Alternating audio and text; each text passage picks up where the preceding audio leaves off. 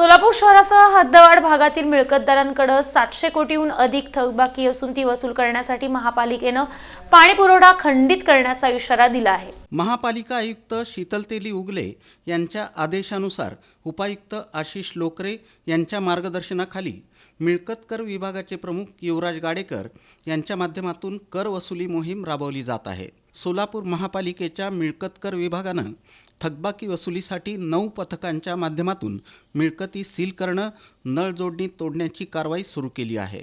गेल्या काही दिवसांपासून प्रत्येक पेठनिहाय वस्त्यांमध्ये जाऊन महापालिका कर्मचाऱ्यांकडून मिळकत कर भरण्याचं आवाहन केलं जात आहे। देगाव केगावसह विविध गावठाण भागात जाऊन मिळकत कर भरण्याच्या सूचना ध्वनिक्षेपकावरून दिल्या जात आहेत।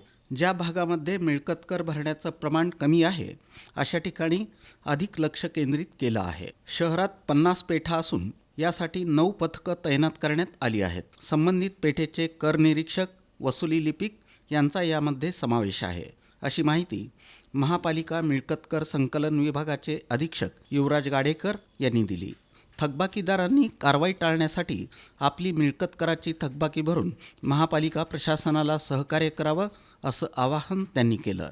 दरम्यान सोलापूर शहर आणि हद्दवाढ भागात 2,60,000 मिळकतदार आहेत। या मिळकतदारांपैकी लाखभर मिळकतदारांनी महापालिकेच्या तिजोरीत चालू आर्थिक वर्षात सुमारे 114 कोटी 7 लाख रुपयांचा भरणा केला आहे। मात्र अद्यापही उर्वरित 1.5 लाख मिळकतदारांकडे मागील आणि चालू आर्थिक वर्षातील अशी सुमारे 700 कोटी रुपयांची थकबाकी असल्याचं त्यांनी सांगितलं। सोलापूर शहरासह हद्दवाढ भागात 82,462 खुले प्लॉट्स आहेत। यापैकी 60% मिळकतदारांकडे 125 कोटी रुपये मिळकत कराची थकबाकी आहे। ही रक्कम देखील वसूल करण्यात येईल।